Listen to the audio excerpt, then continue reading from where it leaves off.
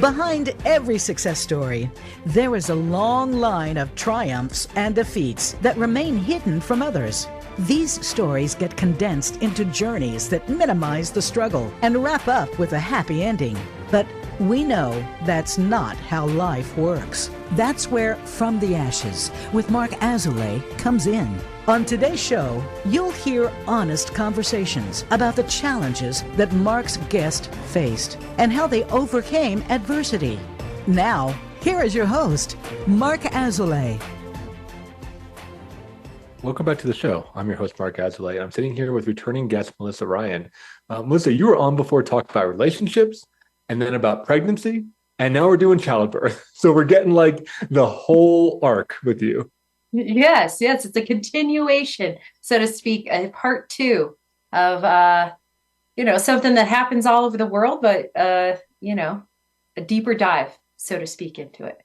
Yeah, and I always love talking to you because I think you're really open with your personal life and you bring in your expertise as a psychotherapist, right, and couples counselor, where you're not only, which it must be weird, right, and I can't wait till I'm in this place of like, not only do you study it, you're also going through it, right? What is that like to kind of be on both sides of the table? Sometimes it's weird. Initially, it was challenging for me because I had a hard time figuring out how to bring in self-help counselor, like bring in the reality of the life I'm living within the context of the work. I was so concerned about hijacking the space for clients that I wouldn't share hardly anything about myself. And I feel like as I've gotten more comfortable with finding that space and getting supervision on it, I'm more able to just be myself, which feels really true because I am an open person about my life. I had a friend that I was like, Brene Brown has a saying, if you've ever shared, you probably overshared. And I was like, oh, that feels true to me. and so sometimes I can get self-conscious about that within the context of my personal life. And then I've had some friends say, well, your ability to just share your experience and be very authentic and vulnerable actually encourages me to be that way. So yeah, I think that I've tried to figure out how to bring that way of being into my clinical work in a way that doesn't take away from the client experience, but more enhances it and makes it out to be like, hey, I'm a human in this struggle too. And I'm just trying to pass on not only what is evidence-based, what I've seen work with other clients, but also like I'm on this journey and I see that it works for myself in my own relationships. And I don't think humans are as different as we often think we are. There's a lot of universal themes and strategies of with facing different developmental stages, like becoming a parent, that are universally helpful for a lot of people, not just myself. So yeah, I don't know if that answered your question. I think I've gotten better at like bringing who I am into the clinical room. Whereas before I would like not share anything. Now I think I'm just more how I am in every other setting, which feels more integrated. Mm-hmm. Yeah, I think I went on a very similar journey, right? Like now I just share whatever because I think I would really burn out if I was being this kind of robot therapist, right? Or like perfect therapist or whatever, right? Like that's not really who I am. I need to kind of just be more of myself. And I think clients, I think at a specific developmental level, they really need that. I think early on they don't because they're often in their own trauma and they just need a lot of attention. But as the relationship matures, they're like, hey, like who is this person? Right? Like, who's this person I've been talking to like a week, once a week for like years, right? I mean, it's like a pretty intense relationship. And I think the human to human stuff is pretty critical. But yeah, so let's just dive into your story, right? Tell me about your journey of becoming a new parent. Yes, I've been reflecting on what that was like. And so, when I last interviewed with you on this podcast, I was talking about my journey with miscarriage. And at the time, I believe I was 7 or 8 months pregnant. So I was quite pregnant. And I had this vision of like how things were going to transpire. I had received this feedback from my midwife who had said, you know, your journey to pregnancy and the birth really lay the foundation for you as a parent. So I was like, oh, well, that's helpful. I'm going to really, No pressure, right? yeah, we're going to really be mindful of that and be very intentional. So, you know, I did a lot of like, me and my partner worked together as a team to like reflect on our own childhoods and what we wanted to take forward and what we wanted to change. I read a lot. I talked with a lot of different of my like healer support network of counseling. I have great massage therapists. I got a doula. Like I put together this awesome care team. And so I was going into birth like, we got this. We did some like ceremony and ritual to kind of like ground us in the experience. Like the night I went into labor.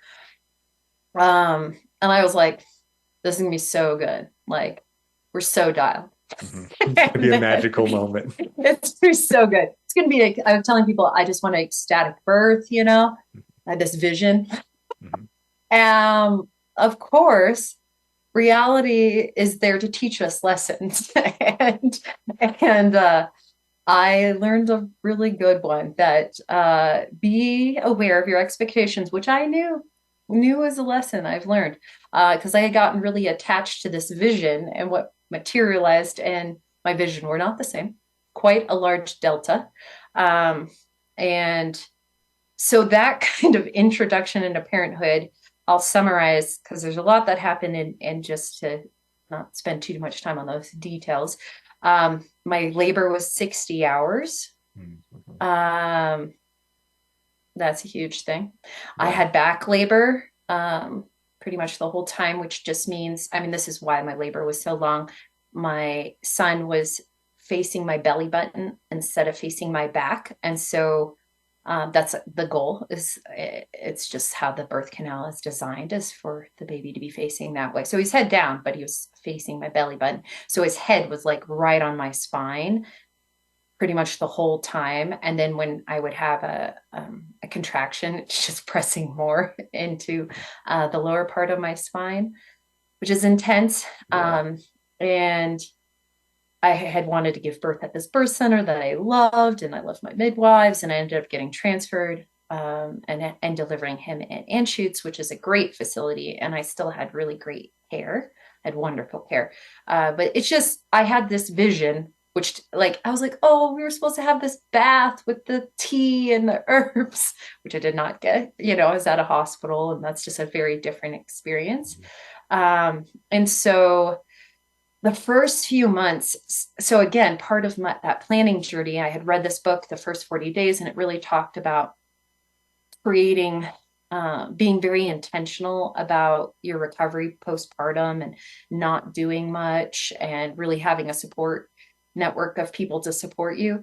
And I had done some of it, but what I had not put into place, because while I preach this to my clients, it's a lesson I'm always learning, which is to lean in and ask for help. So I hadn't really done that. I had some support with my husband and my mom, but they ended up having to leave sooner than I thought. And so out of necessity, because of everything I went through during the birth, I had to reach out. So that was good. That was a good lesson. Like, I was reaching out, and for the first 6 weeks, I lined up while I'm postpartum, people to come and help me with Ronan, because I think it would be intense no matter what. But then I also had medical complications. And so that was really new for me, because I really have never been I've been physically healthy my whole life, and never really, I mean, I hadn't even ever broken a bone or anything. I had a little fracture in my wrist once, but like, I never had ever been very physically limited. Even during pregnancy, I was very active. I mean, I was hiking right up until my son's birth, and stand up paddleboarding and such. And so it was really eye-opening to be like, I can't do anything. Like, I can't, I just can't do anything. And so much of my self-care is involved in movement. And so what that journey was like was really And then now I'm also, oh gosh, so not only am I physically in a rough spot, like the most challenging I've ever encountered, I also had a little human that I'm having to take care of. And I was breastfeeding and getting that figured out. Oh, it was so much. It was so overwhelming. And going into uh, giving birth, I had worked with a counselor on how am I going to deal with being a very independent person who really cherishes their my sense of freedom. I really cherish a sense of independence to becoming a full-time caregiver for a period of time, right? Because until I would say age 5, probably like it's just so intensive your role as a parent. And it's still intensive after age 5, but they're a little more independent. And so I worked on it, but I didn't know how challenging that struggle would be until I'm in it. And I'm like, I can't do anything physically. I one time was sobbing to my husband. Um, I'm just a milk machine. That's all I am. No. Yeah. Because that's like, Or how it feels like, right? it feels Yeah. so, yes, like, because, I was doing on demand feeding. So it's literally like, whenever the baby's hungry, you feed the baby. So you feel this, and the experts didn't recommend, unless you're going back to work and you need to, they don't want you getting them on a bottle too soon, because then they'll often prefer that, or sometimes prefer the bottle over breast milk. So you have to wait. So for the first, he really didn't take on the bottle till about 8 weeks. And even that was a struggle because he's new and he's trying to learn. And I remember being like, I'll never be able to go anywhere because it just feels so like every day feels like an entire lifetime. And thank goodness, gosh, a silver lining of COVID is I had a lot of friends and family who had more flexible schedules, and they were able to come support me. And I just look forward to it. Like, even if they couldn't be, a lot of times they couldn't be with me the whole day, but they would come for like 2 to 6 hours. I would just be like, oh, thank goodness they're here.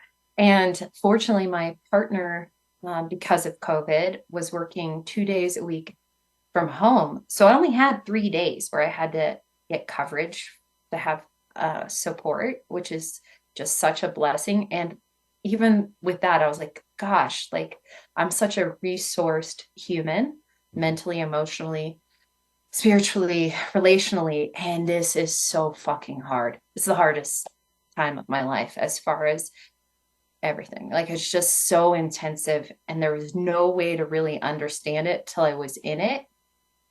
And my son also, besides the intensity of the experience for me, he came into the world with quite a dysregulated nervous system. Like he was traumatized from the experience, which makes sense. Like his poor little head's being, shoved, slammed Just into my smashed pelvis for against the 60, spine, right? yeah, for 60 hours. Like that's not a good time. Yeah. And so the two of us are just, a mess. And we, high level of vulnerability for me, low level of sense of independence.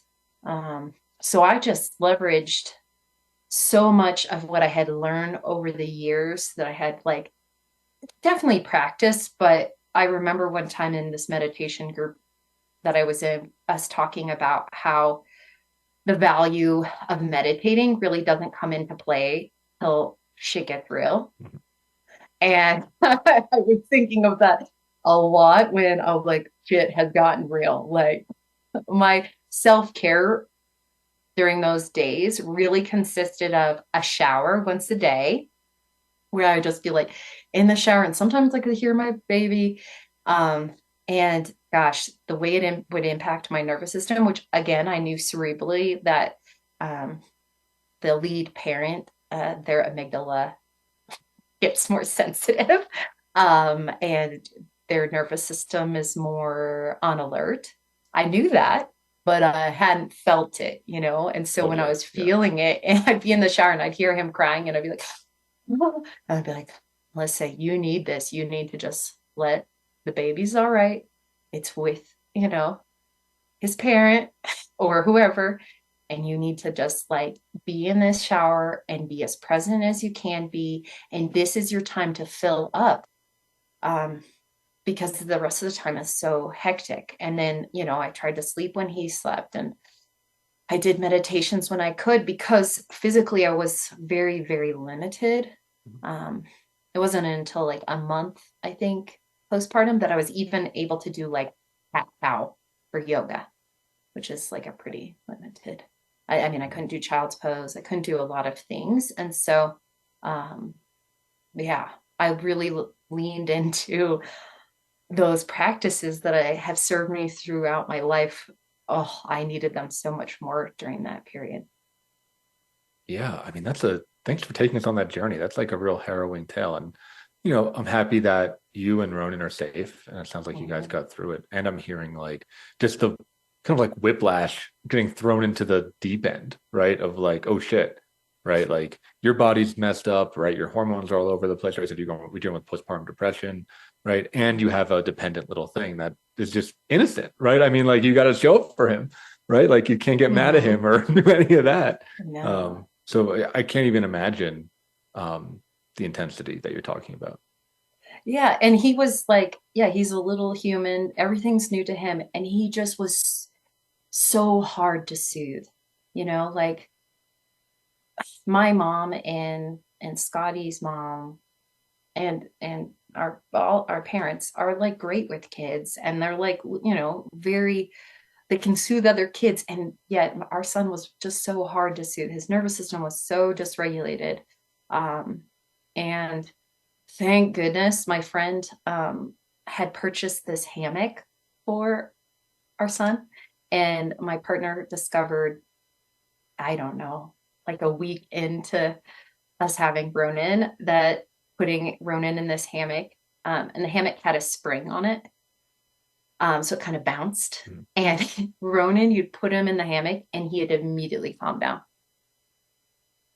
And I guess hammocks are used other parts of the world. Actually, my partner's great aunt is Peruvian, and she said she remembers her siblings being in hammocks as they slept in them, and it was also comforting. And then I have a really good friend that's Indonesian, and she said she remembers little babies being in hammocks. And so, yeah, it's a tool. It's a way that it not only soothes babies, but they also put them in there for sleeping. And it worked so well.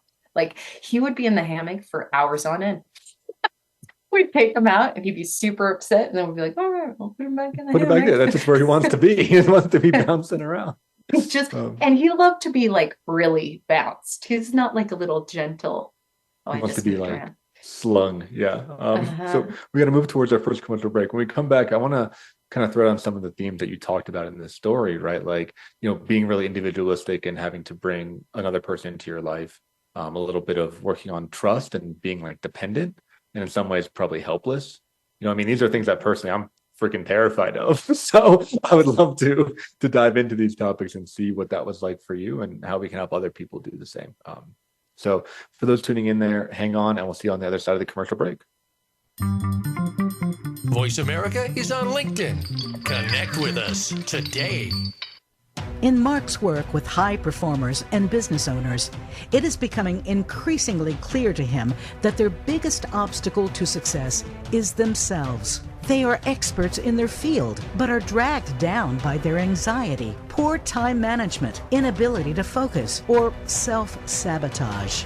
His role is to help you overcome these emotional and organizational issues so that you can truly excel in your business and your personal life. One of the most common hurdles that he sees is perfectionism, a crippling anxiety around performance.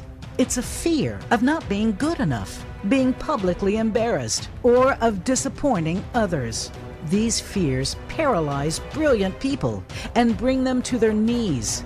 This course will help you to break free from this mental prison and have more agency in your world. In this online course, we will break down the prison of perfectionism so that you can break out of it.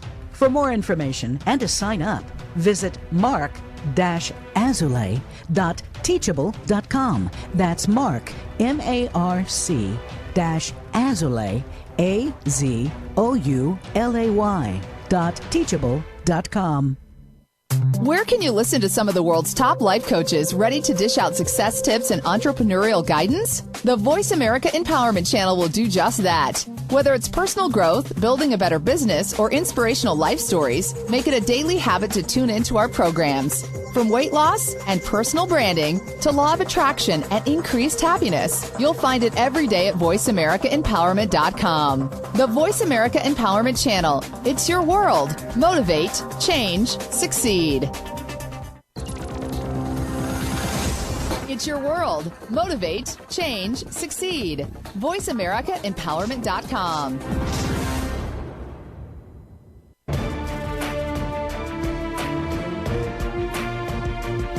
You are listening to From the Ashes with Mark Azulay.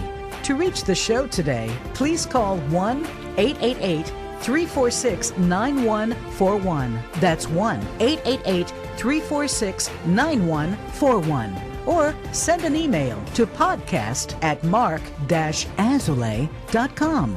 Now, back to From the Ashes. Welcome back to the show. I'm sitting here with Melissa Ryan, and we're talking about pregnancy and being a new parent, but also about trust and about being dependent and, kind of shedding a sense of independence that I think comes in partnership, but also comes, I think, more so probably in parenthood, right? Because the dependency is all over the place, right? Like you're dependent, the kid's dependent, the partner's dependent. So I want to back up a little bit. Say a little bit about what you were like before, right? Because you said during your story that you identified as a very independent person. Can you paint us a picture of what that looked like and then how that shifted? You became a mother. Yeah, that's great, Mark. I would say that for the most part, if I wanted to do something, I would do it. I mean, I'd run it by my partner, and we're both highly independent, which has shown up in our child. It's a compounded effect. But so we have I think, good communication about that and understanding. And we've over the years, we've been together a long time. I think we're coming up on 13 years. So we've had a long while to kind of figure out how much communication we need about each other. And if we're doing something, we run it by the other. And there's a lot of space and understanding to really pursue what brings us joy. And we've really figured out a way to connect and meet back and then also do our own thing. And so that rhythm looks like, I've now started 2 businesses, my counseling practice, and then I'm doing speaking and business, working with businesses.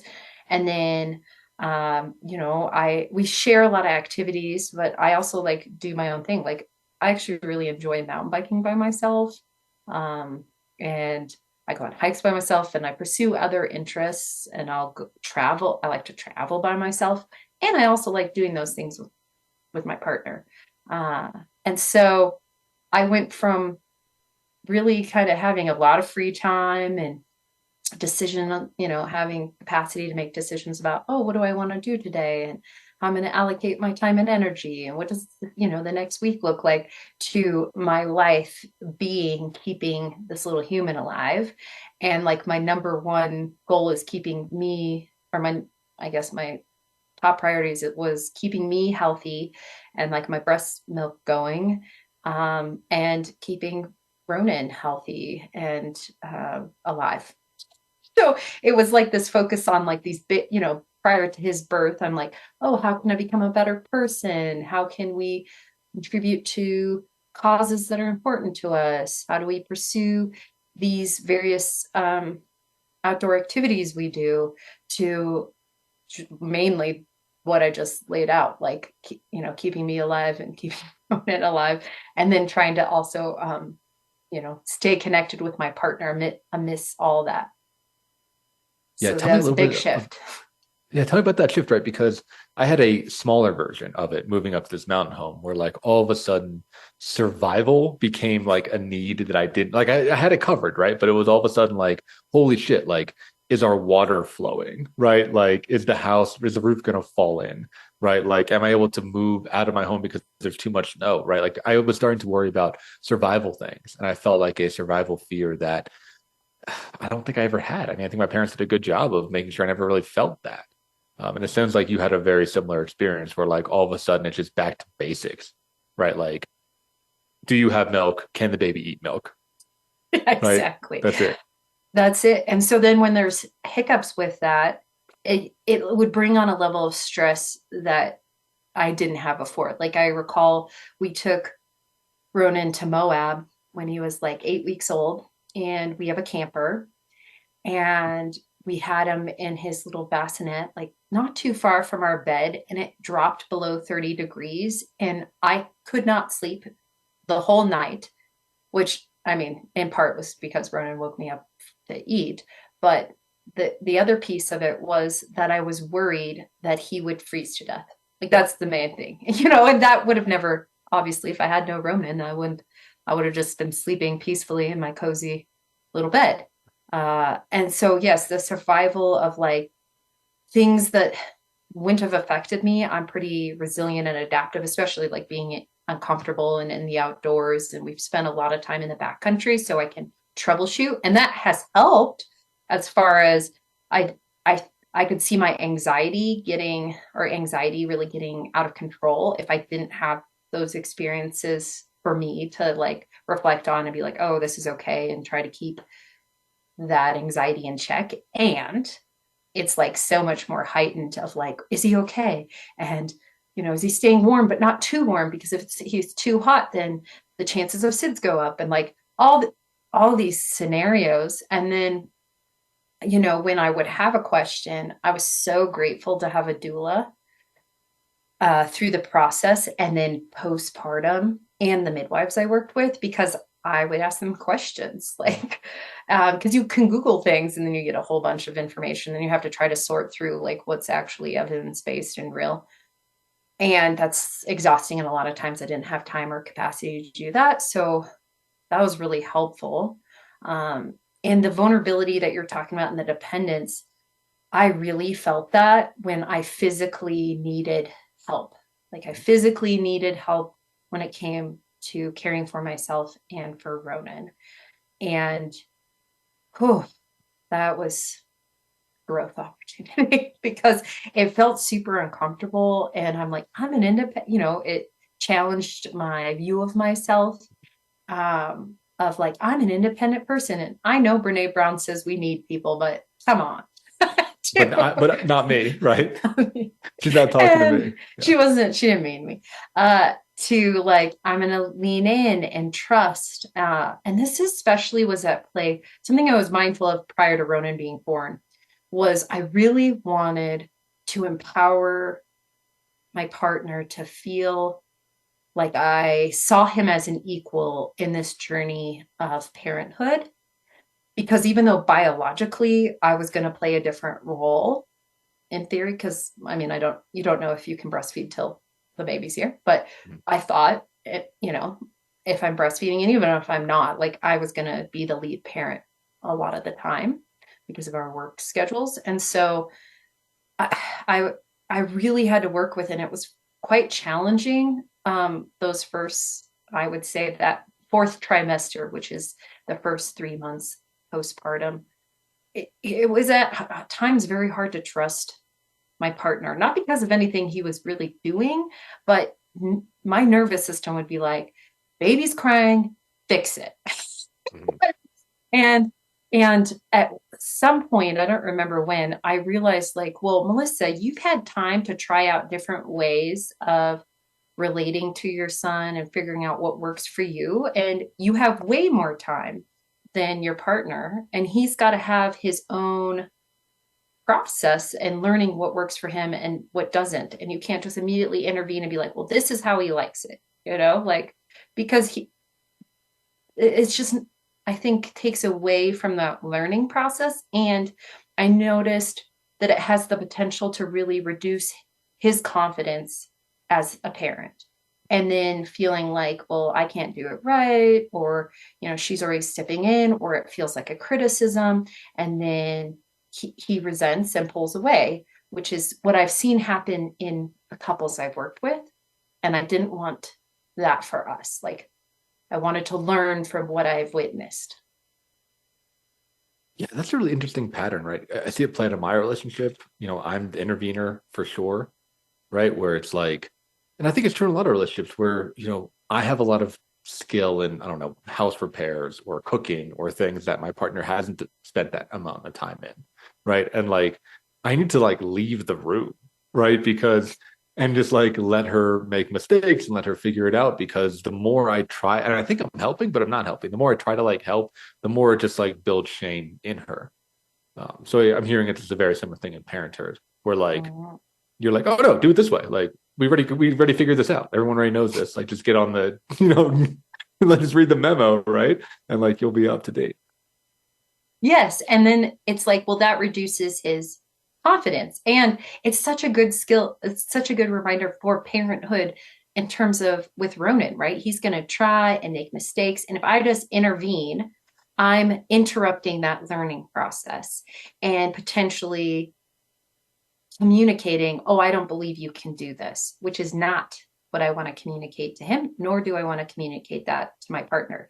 And, I was really feeling a lot of empathy for the current generation of men stepping into fatherhood, because according to Gottman's research, they are participating more than any generation before, in terms of household, in terms of parenthood. And I was just reflecting on what it's like to step into an environment where your peers before you haven't really been.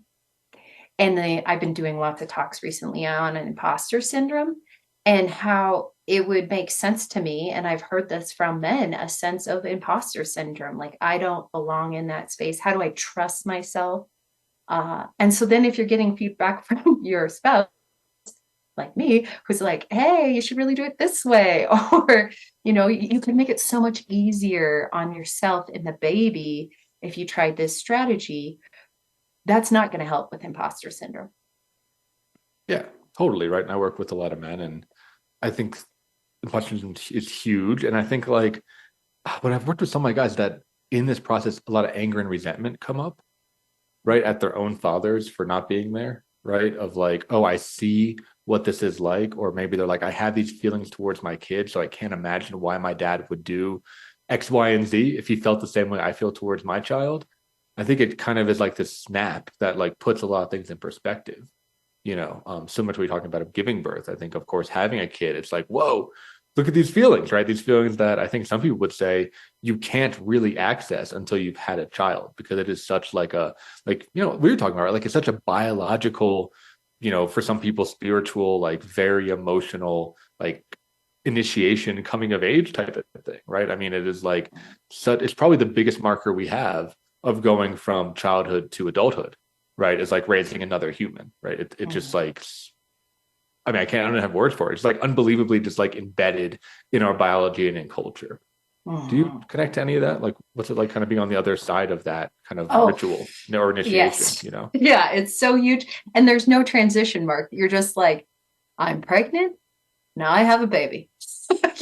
My transition was the 60 hours leading up to my son's birth. 60 hours of pain, right? Yeah, real intensity. Oh, that experience though really shows the power of the mind, because I took a hypnobirthing class, which I would recommend to all pregnant folks out there, because it just really helps you reframe the pregnancy experience and the giving birth experience in particular, in that instead reframing, they have this cycle called the fear, tension, pain cycle. So they noticed that like when folks in labor are experiencing more fear, there's more tension. When there's more tension, there's more pain. And it just starts this cycle. And so one of the ways to circumvent that is to really lean in and trust, like, my body knows what to do. I have a support team. And so that whole time, and they also, you don't call it pain, you rename it sensation. So the whole time when I was in labor, I was explaining it in terms of a level of sensation. And that mind shift is so huge, because I was able to withstand the duration of that labor, in a part because of that reframe. Mhm. Yeah. So kind of not putting a negative label on it, or how did that help you? Yeah. And not a and being like, okay, people give birth all around the world, and my body's designed to do this.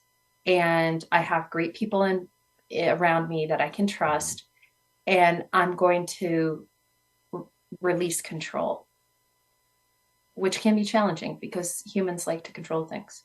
I'm sure. no different, and so how can I trust the process, and be relaxed? And for the most part, most of that time I was able to be there. And when I wasn't, I had my support team to help me recenter and recalibrate. And I recognized the mental fortitude that I didn't really know I had till I was like in that situation. And I used every single visualization, grounding technique I've ever learned. And it was very helpful. And that reframing of sensation. And I still use that now. Like when I recently jammed my thumb, which I've never done before, and it really hurt when I was mountain biking. And I just described it as sensation. And there's something about that reframing and describing the sensation that reduces the charge of it. Yeah, absolutely. And kind of back to the initiation piece. I like that because it's you're using like all the tools that you've built over your whole life up until this point, right? And it's like, okay, we got to use what I learned in the backcountry. We got to use what I've learned from my meditation practice, what I've learned from therapy, what I've learned from all the books I've read and the courses that you've done, right? Like it sounds like it was like all hands on deck, all the people in your life, right? All the connections that you've spent decades building. It's like, yes. And it sounds like everything really came into this, into the pregnancy moment and into, early childhood, right? Yes. And that transformation. And another thing I utilized when I was in the thick of things and just in survival mode is I'd imagine myself a year out, what I'd be telling myself in this survival stage. And that usually also grounded me of like, hey, it's just a phase. You have support. You are resourced. You live in a time with so much access to medical care. And I'm extremely privileged and extremely resourced. And so leaning into that and allowing myself to utilize that. And I think overall that transformation is continuing to happen as I settle into parenthood. And as I moved out of survival, really just trying to enjoy the process. And I, in general, am able to be more present than I can recall in the past, really paying attention to, I remind myself daily, like my son's not going to be in this phase. There's going to be a period where he's not going to want to cuddle with me. And, that will likely be developmentally appropriate and it will be sad. So how can I really soak in and savor and cherish? And something I said to my partner before Ronan was born was I noticed again with my clients, this tendency, and this is a human tendency, to get caught up in the task and kind of lose sight of the journey. Mm-hmm. They're just checking off, like, we got to get the kid, get the kids up. We feed them breakfast. It's just this whole spin of tasks, but they're not really present for it. And I can see why that happens. Cause I don't know, as a baby, I just felt like I was always doing, like when he was an infant, he would eat.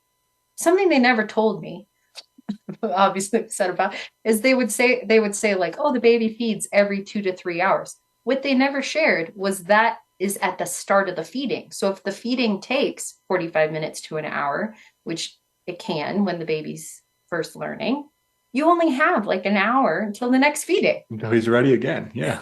Yeah. Well, I didn't get that. We got to move to our final commercial break. When we come back, okay. I think it'll be helpful to talk to listeners, sharing some of these things, sharing some tips, sharing things that were helpful for you, resources, anything to help people that are looking at going through this journey. Cool. So for those listeners, hang on in there. We'll see you on the other side. Follow Voice America at facebook.com/Voice America for juicy updates from your favorite radio shows and podcasts. In Mark's work with high performers and business owners, it is becoming increasingly clear to him that their biggest obstacle to success is themselves. They are experts in their field, but are dragged down by their anxiety, poor time management, inability to focus, or self-sabotage. His role is to help you overcome these emotional and organizational issues so that you can truly excel in your business and your personal life. One of the most common hurdles that he sees is perfectionism, a crippling anxiety around performance. It's a fear of not being good enough, being publicly embarrassed, or of disappointing others. These fears paralyze brilliant people and bring them to their knees. This course will help you to break free from this mental prison and have more agency in your world. In this online course, we will break down the prison of perfectionism so that you can break out of it. For more information and to sign up, visit mark-azulay.teachable.com. That's Mark, MARC-Azulay, AZOULAY.teachable.com.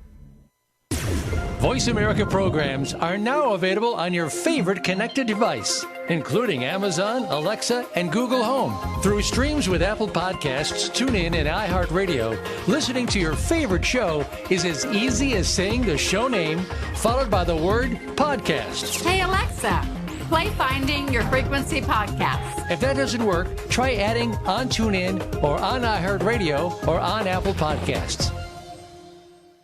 Are you ready to move to your next level? Listen for Empowering Women, Transforming Lives with host Rebecca Hall-Greider. Each show will focus on a central topic with discussion, guests, and your questions being featured. Our show is perfect for women who feel a call in their heart to step out in a bigger, more powerful way in their life and just need some encouragement, inspiration, and practical steps to support them on their journey. Empowering Women, Transforming Lives can be heard live every Thursday at 10 a.m. Pacific Time, 1 p.m. Eastern Time on the Voice America Empowerment Channel, with a replay of the show Sunday at 1 p.m. Pacific Time and 4 p.m. Eastern on the Voice America Variety Channel. It's your world. Motivate, change, succeed. VoiceAmericaEmpowerment.com.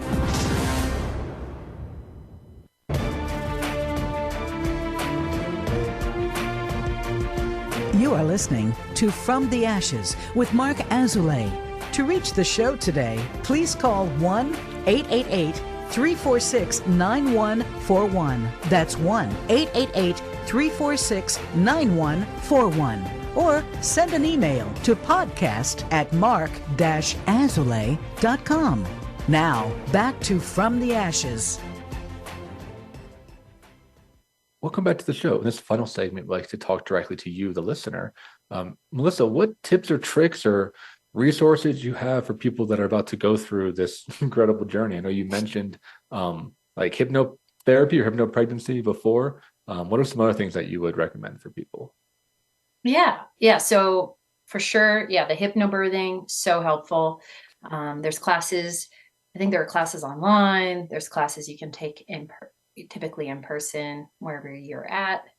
If you're in the lower 48, I don't know about outside that. But there's online sources too. And there's a book. So you could always start there. And then also, I really thought The First 40 Days is the title of another book that really speaks to postpartum and the postpartum journey.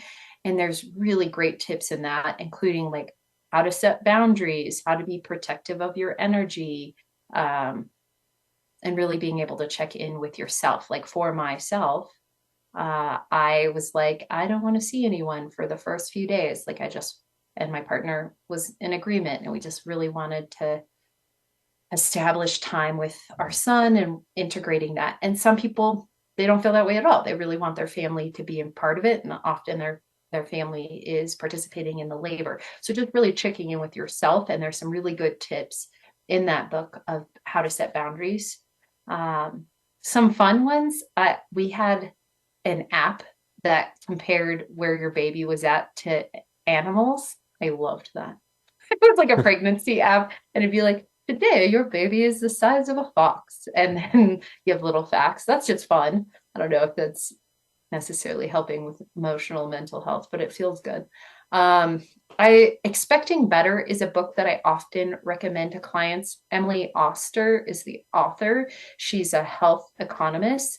She became pregnant and realized there's not like a lot of comprehensive data about pregnancy and birth and also just conception. So she has a series of books that's really about evidence-based research. So I recommend that to clients to just get clarity about that experience and some of the myths around, should you drink coffee or not? Should you eat sushi or not? Just various things. I recommend for everyone, particularly if you haven't been through the pregnancy journey, to get a doula. I think they're incredible.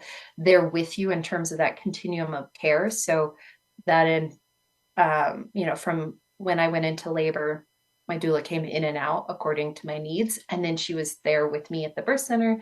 She was there when I transferred, which is so nice because particularly if you're at a hospital, there's you switch nurses, right? The shift changes. And so that doula is a support. And what really sold me about a doula is we watched this doula documentary, and it talked about how the doula also allows for the partner to have his or her or their own experience with the birth process, because they don't have to be totally in that role of coach and support. You have somebody that's there that can be an advocate, kind of like a counselor in a lot of ways, like, right? They don't have skin in the game because they're not a medical professional. They're more like like a coach or, companion, right? Companion. Yeah. Throughout the process. Yeah. And then a lot of them offer postpartum follow-ups and postpartum services. So that's so invaluable. As far as my partner and his preparation, I was trying to remember, he read quite a few articles about we're very active and how to maintain an outdoor lifestyle with kids. He also found, and I highly recommend for my clients, and I think this was very helpful for him, finding people that he looks up to that are parents, and kind of whether he knows he has a close relationship or they're just known as professional athletes, and really listening in about on their podcasts and things about what fatherhood is like, and maintaining their sports. And I think that's really helpful to have mentors that you look up to, especially since, like we were talking about, the way fathers are showing up is different. And so having people that you can model, if you're there are things about my dad that it was really great and I want to do something different, it's really helpful to have people that are already on the path that you can model. So I highly recommend that. Another book that can be really helpful for addressing some of that wounding, which I'm sure is a book you might recommend, Mark, is I Don't Want to Talk About It by Terry Real, because he addresses a lot around how men and boys are impacted by patriarchy and how that can impact how they grow up. And I think that can be really helpful as far as changing patterns that you might want to address. Other resources that I have found to be helpful. I follow this couple that had a baby probably 6 months before me. They're a yoga couple. So their channel is Boho Beautiful. They're kind of I don't know, they're hippies. They're vegan. They feature yoga in different places of the world that's very beautiful, and they're animal activists and all that great stuff. And they talked about their journey. They have some videos that are quite vulnerable about their experience of parenthood. I found that really helpful. I think in general, a tool that I have found invaluable. There's this woman, she has an Instagram account. It's called Hey Sleepy Baby. And she talks a lot. She's was an elementary school teacher. Now she's this sleep expert. And she talks a lot about attachment and sleep, which is invaluable for new parents. And she normalizes a lot of things people are told it's bad to breastfeed your baby to sleep. And she gives all the research and not only the current research, but then looks at it anthropologically. Yeah, she's been so helpful. I heard about her through a doctor, and I really appreciated that. Yeah, I like what you're saying, right? It's like find other people that have done it, right? Like Mm-hmm. whether like through any means necessary. And I was feeling like a little bit of let's say it's like a little bit of grief and also hope, right? Because this may take a little bigger of like I think in our culture we don't have that naturally. Like we often have to pay somebody or hire somebody or whatever. And the hope is that also with things like YouTube and Instagram and TikTok and all this stuff, like it's also is more accessible than it ever has been.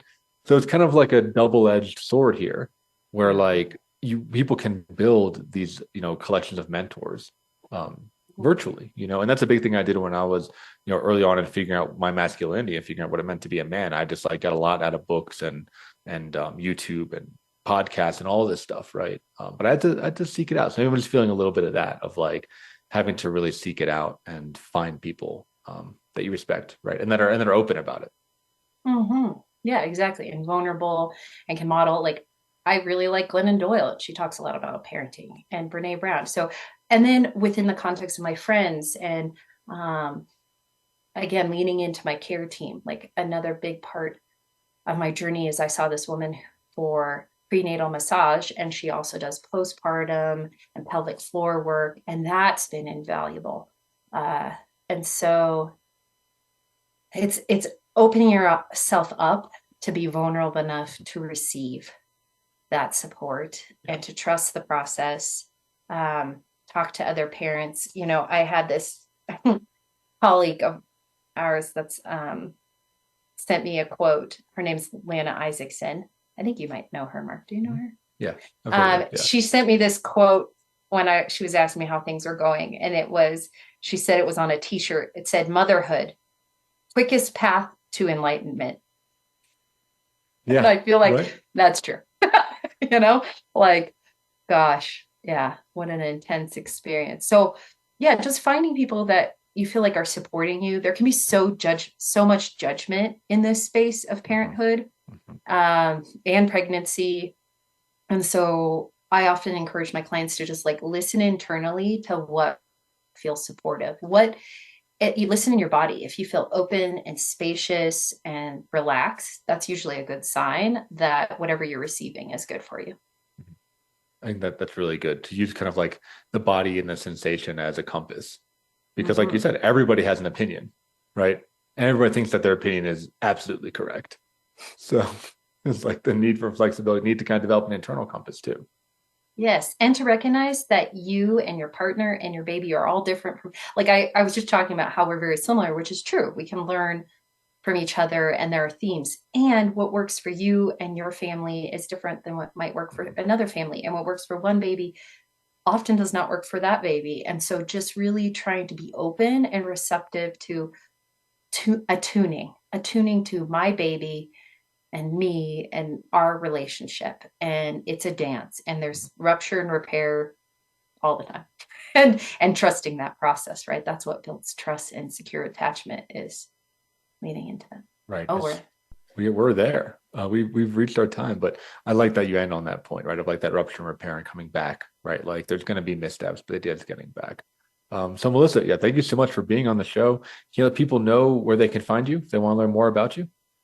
Yes. So my counseling practice is cambiumcounseling.com.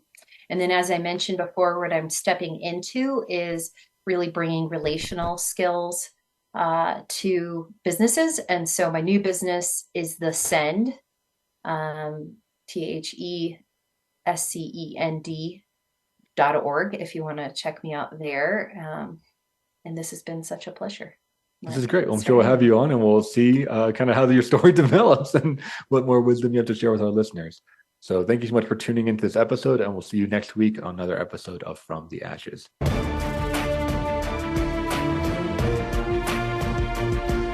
Thank you for joining host Mark Azoulay on From the Ashes. Be sure to tune in again live next Friday at 2 p.m. Eastern Time and 11 a.m. Pacific Time on the Voice America Empowerment Channel, or subscribe on your favorite podcast platform. Meet triumph and defeat, and treat those two imposters the same.